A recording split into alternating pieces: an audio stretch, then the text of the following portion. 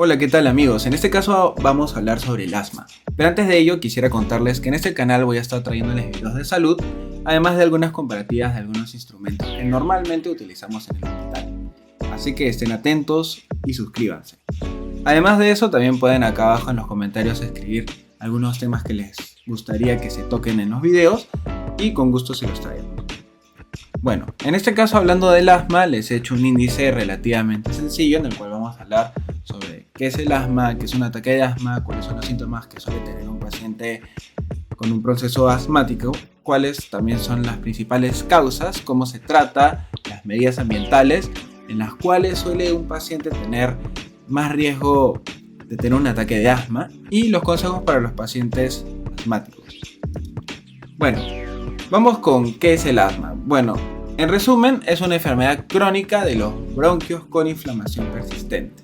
Acá les he puesto una imagen de un bronquio sano y la imagen de un bronquio con asma. Entonces, bueno, en este caso podemos ver que el bronquio sano tiene el músculo liso relajado. En este caso, ¿esto qué va a permitir? Esto de acá permite básicamente que el aire entre y salga sin ninguna resistencia. Cosa que podemos ver acá en el bronquio con asma que no se cumple. Tenemos una broncoconstricción. En este caso, una broncoconstricción lo que hace es que el músculo que rodea el bronquio se contraiga de forma violenta. Esto va a reducir el diámetro del tubo del exterior hacia el interior y va a ser como un ahorcamiento. Entonces, a eso se le suma una inflamación y un edema. O sea, la parte interna de la mucosa se va a hinchar de forma persistente y esto va a cerrar aún más el espacio donde debería de pasar el aire. Y para sumarle, cuando un paciente tiene ese proceso asmático, también genera, como acá se puede ver, una mucosidad, hay un aumento de moco. Y esto lo que hace es básicamente genera una hipersecreción de moco espeso que va a terminar obstruyendo físicamente la vía que de por sí, como se puede observar, ya estaba estrecha. En cambio, acá podemos ver un aumento de moco, pero aquí vemos que sí puede haber un paso del aire normal. En cambio, acá ya hay una dificultad, ya que, como se puede ver, todo este proceso va a dificultar el paso del aire hacia los pulmones del paciente. Entonces, ¿qué es un ataque de asma? Un ataque de asma viene a ser un episodio en el que las vías respiratorias se van a inflamar y también se van a estrechar, y esto, como hemos visto en la imagen anterior, va a dificultar la respiración del paciente y el paciente va a estar como en estas dos imágenes. No va a poder respirar bien, posiblemente al momento de realizar ejercicio también vaya a tener problemas, porque esto de acá lo que va a generar en el paciente es una falta de oxígeno, como ya lo vamos a poder ver en la siguiente diapositiva. Además de que normalmente esto suele ser desencadenado por procesos alérgenos, ejercicios, como les había dicho en este momento, también las infecciones respiratorias por el aire frío y seco, y también hay irritantes como el humo del cigarro, del tabaco, y en ese caso es importante tener una atención médica inmediata si el paciente comienza a tener una crisis asmática.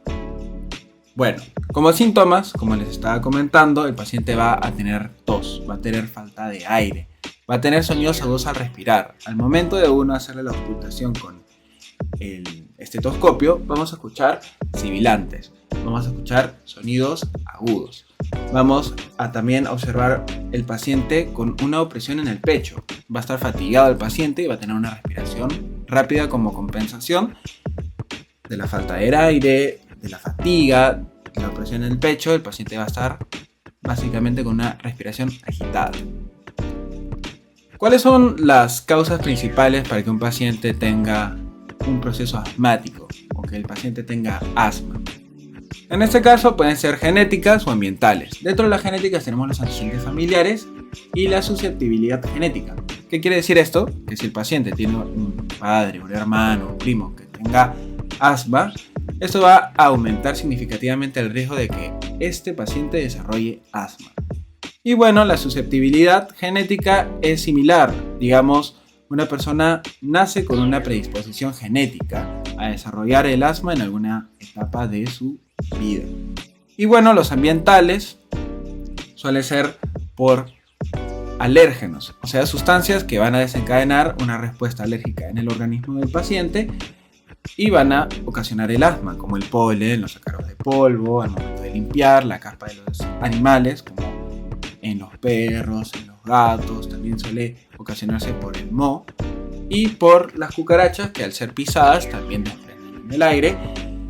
Digamos, el paciente lo respira y le da un proceso asmático, y eso es un dato que uno tiene que tenerlo en consideración. Por esa razón se suele decir que las cucarachas no se suelen pisar, que se tienen que evitar.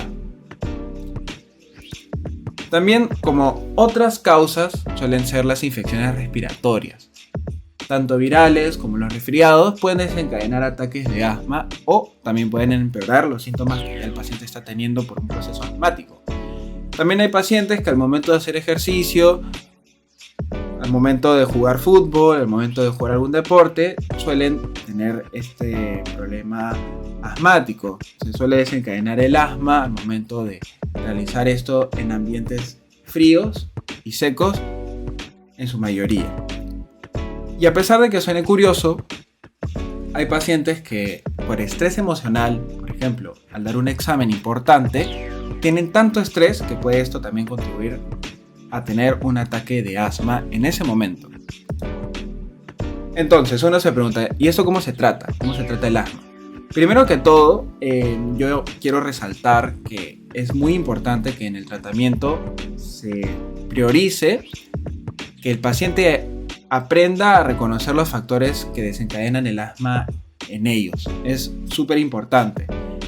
¿Por qué? Porque esto nos va a ayudar después a tener medidas para evitar que al paciente le den estas crisis. Esto va a ayudar también a hacer un seguimiento mucho más puntual de la respiración para asegurarnos que el paciente, digamos, tenga un proceso, digamos, que realmente lo ayude, ¿no? O sea, que los medicamentos que uno le esté administrando realmente lo ayuden a mejorar.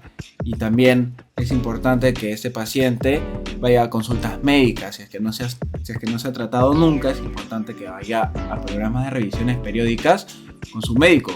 De esta forma se va a poder ajustar el tratamiento para el paciente, porque no todos los pacientes son iguales.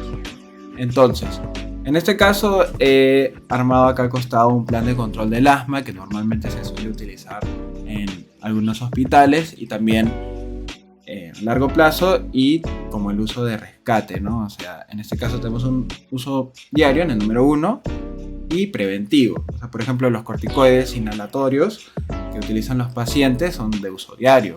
También en este caso, para explicarles el número 2, los modificadores de leucotrienos.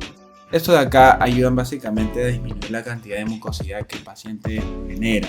También tenemos otros inhaladores que son ya combinados y tenemos algunos que no se suelen ver tanto, pero por ejemplo tenemos la teolofina. En este caso, esto suele ser una píldora que se da diariamente al paciente para mantener las vías respiratorias abiertas, y esto puede ayudar también a relajar los músculos y por ende también ayuda a que el paciente no tenga esta broncoconstricción. Entonces es sumamente importante saber que existen estos como un control a largo plazo. Y también tenemos los que son, digamos, para un alivio rápido, o también se les podría llamar de rescate, que normalmente son los que también se utilizan en el hospital porque son utilizados en crisis asmáticas. En este caso tenemos los broncodilatadores de rápida acción, y estos de acá se suelen a veces poner combinado el puff, y también se suele poner dentro de los nebulizaadores porque, digamos, eso se utiliza cuando el paciente ya está en el hospital. También tenemos los agentes anticolinérgicos, que estos ayudan a relajar inmediatamente al paciente para de esta manera facilitar la respiración. Y en otras ocasiones se suelen utilizar los corticosteroides orales y los intravenosos para aliviar de una manera muchísimo más veloz esta inflamación severa que puede también ocasionar una crisis grave en el paciente. Igualmente siempre es importante que esto de acá sea consultado al médico del paciente para poder hacer un plan de acción mucho más personalizado, porque no todos los pacientes se solucionan de la misma manera y no todos se les puede dar el mismo medicamento, porque hay que ver puntualmente qué es lo que tiene el paciente para básicamente darle un tratamiento para su condición en el momento. Bueno, como medidas ambientales para que, digamos, los pacientes que tienen estas crisis asmáticas tengan una vida mucho más llevadera, en este caso tenemos lo siguiente. Si una persona tiene una mascota dentro de casa, es importante que éste se mantenga fuera del dormitorio del paciente. También que las mascotas estén lejos de los muebles, porque normalmente suelen soltar pelusa, entonces esa pelusa se pega a los muebles y al momento de la persona echarse, digamos, en un sillón, en la cama, bueno, las partículas de los pelos de los animales salen al aire, los respira y básicamente le puede dar un proceso asmático. También es importante, si se puede, comprar un purificador de aire con filtro para que, digamos, el aire siempre esté circulando limpio, es importante. Y también aspirar las alfombras y los muebles cuando el paciente esté lejos del área para que, digamos, estas partículas que se levantan del suelo no sean inhaladas por el paciente. Como otros consejos para vivir con asma, es importante que el paciente, como ya dije anteriormente, identifique los factores que desencadenan el asma en él. Por ejemplo, el polvo, el polen, el humo del tabaco, los climas. Si el clima es frío y seco, como ya les habían dicho anteriormente, es importante que el paciente ya esté preparado. También si el paciente cuando hace ejercicio, cuando juega un partido de fútbol, también es importante que el paciente sepa básicamente cómo reacciona su cuerpo ante el deporte. También si el paciente tiene un proceso de resfriado, si ya sabe que eso desencadena asma en él, también lo tiene que tener ya bien pensado. También es importante saber si es que hay comida que también suele provocar asma en el paciente. Y bueno, también el control del entorno, ¿no? Es importante que se reduzcan todos los alérgenos que pueden haber en el ambiente. Mejorar la calidad del aire del interior, es importante que se abran las ventanas para que el ambiente esté aireado y mantener un ambiente húmedo, ya que eso también ayuda a que el paciente se minimice la cantidad de veces que le pueda dar asma. También es importante que el paciente tenga hábitos saludables. Es importante que el paciente haga ejercicio. Sé que podrá parecer contradictorio con el anterior, pero es importante igualmente que este paciente tenga una actividad física regular. Es importante que tenga una dieta equilibrada. Es importante que el paciente haga ejercicios de respiración para que maneje el estrés. Porque como ya les dije anteriormente, a pesar de que suene increíble, hay personas que también suelen tener procesos asmáticos por culpa del estrés. Y es importante que uno esté al día con las vacunas también, porque esto ayuda mucho con algunos procesos respiratorios. Entonces es también importante que uno reciba todas sus vacunas para que tenga menos posibilidades de contagiarse y por ende que tenga un riesgo mayor al momento de tener un proceso asmático. Es sumamente importante. También es importante que el paciente esté preparado para alguna emergencia, que lleve su inhalador siempre en su mochila.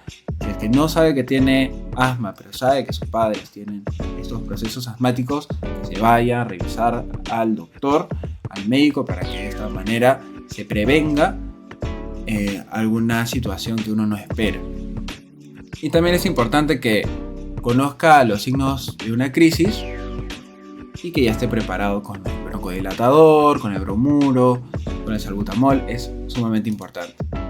Muchas gracias por su atención, espero que les haya gustado el video, denle a like si les ha gustado. Acá abajo en la caja de comentarios me pueden escribir alguna consulta, alguna pregunta o algún video que les gustaría que haga. Y bueno, denle al botón de seguir si es que les ha gustado para que no se pierdan los próximos videos, que espero que les gusten un montón. Gracias, chao.